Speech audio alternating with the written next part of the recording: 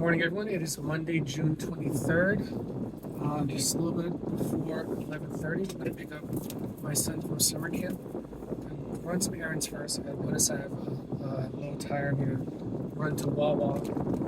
It's a spot here, gas station slash eatery. I guess it's Florida's answer to Buc-ee's in Texas. I'm going to go put some air in my tire and get a Slurpee for JB. I do that for usually on the first and last day of the week at summer camp. So this morning's been somewhat eventful. So this past weekend I did an open house, and for the first time in a couple of weeks we had more than 0 people show up. There was 3 guests, all enjoying the property, but the property had an issue with its backyard. We have had a lot of rain over the past week in Florida. Specifically, we've had torrential downpours every day of the week for an hour. So it's not much. It's not something you would even notice if you live here. But the way the backyard is graded, I saw that each person that came by, all 3, they would love the house, love the area where the pool is, take one look at the backyard and be like, okay, well, thank you so much, because of the fact that the water was pooling up. So that's a problem. And it's a problem that the seller doesn't want to really deal with. They've done a lot of renovations to the home, but they're not interested in doing any more because that would take regrading, adding some sod. So that's a downside. So none of the buyers that came by were very much interested in the house. And unfortunately for me, they were already represented, so I didn't get to pull a potential client from the process. On my listings, though, that's a different story. I have 3 current listings currently on the market. Each one I received an offer on Friday and Saturday, and 2 of them looking to accept. I just got off the phone with one of my clients for a listing that I have. It's been on the market, I think at this point, 80 days with me, and very little interest in the market. I've been reaching out to investors all up and down the East Coast whenever I meet them at a networking event or etc. Or if they have an interest in one listing and it goes nowhere, I always bring up this listing as a result. So this one's put in an offer. It's about $50,000 less than what my seller wanted, but you know, she's interested in selling. She's got some challenges and she needs to walk away from this property. So she's decided that she's going to accept this offer. So I drew up the offer, sent it to the buyer. I get to be on both sides of this transaction because the investor has to be here in Florida. So he's about to sign the documents. We went over the details. I went over the details as well with the seller. And that's the interesting part. When you're on both sides of a deal, you know, at that point, the property is really your client. So you really have to play a very, ethical game of phone tag, where you're discussing the needs and interests of one party, getting a sense of what is and is not acceptable, and then bringing that the basic broad outlines to the other party so you can get a deal that makes sense for everybody. Because essentially, you want to make sure that you get the best deal that everyone's either the most happy with or the least unhappy with. And you can't really focus on myself. I can't focus on me. I have to worry about, I have a client that I've represented for almost 3 months who desperately wants to sell.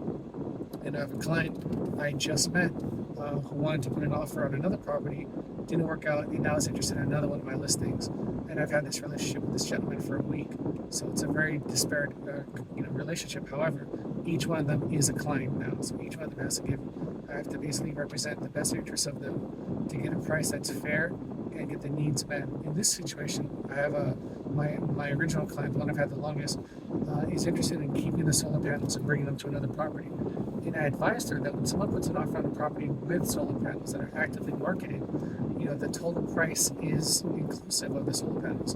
Don't be surprised if I bring this concern to your client that they want to reduce the price if they're not going to get the solar panels. She said, I'm prepared for that. If he wants to keep it, we'll see what happens.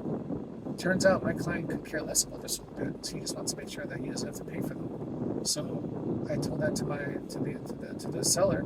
She said, great, we'll contact some clients, some vendors to see what it would cost for me to remove the solar panels and put them on to my other home, because she has a separate home, so she's tired of paying 2 mortgages.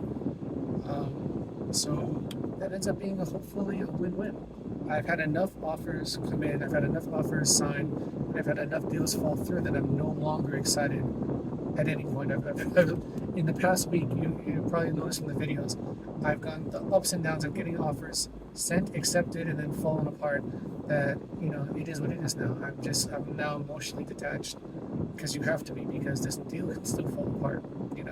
It's an investor, so he's looking at the numbers. He's decided what the numbers are, and if between now and closing days something goes up or down with the stock market, the numbers might change.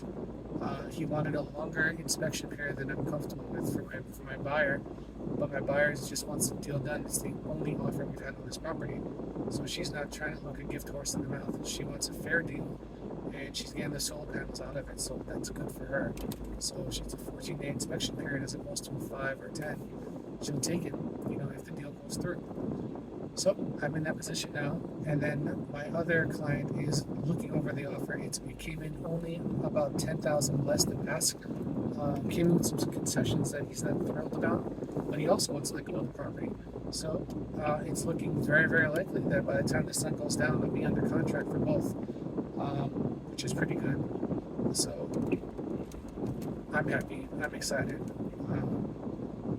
I'm excited with reservations, obviously, with a huge asterisk, because anything could happen. The other property is going to be an FHA loan, which means it's going to be a little bit more of an intrusive inspection period, an appraisal period, and we might end up coming down in price if there's some issues that pop up, because my seller for the second offer, he's no longer interested in fighting the offers that come in. He really wants to walk away from the property. He wants to get a good price, but if they need a concession, he's no longer going to fight the concession, because that story with this seller, he tried to sell it for 6 months with the previous agent. No offers, no showings. He's been working with me for 2 months. We've had about 4 offers. We came out of contract for 1 for some other issues, and now people keep coming. There's still showings.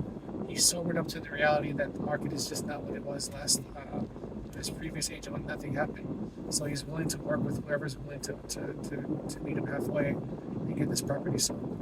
So that's 2 motivated sellers that I'm working with. And I got 1 that is still looking for a plot of gold under agreement, which may or may not ever come. We lowered the price on that one to attract more buyers, because the offers that we're getting on that third property are always seller financing, and he doesn't like that. So that's my day. That's been the same story for the past couple of videos, but I've got 2 offers. They're on the path towards being accepted. We did the verbal conversations for both. I've got the verbal yeses. I've sent the signatures out, so we'll see. Maybe I should do these videos after I get the signatures. That might be smarter. But, each of the clients has said yes to the terms, and now I'm waiting for the DocuSigns to come back. All right, Christian Abouche, licensed realtor with Real Broker.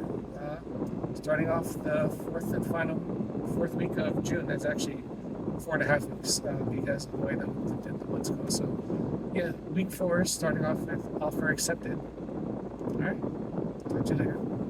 Bye.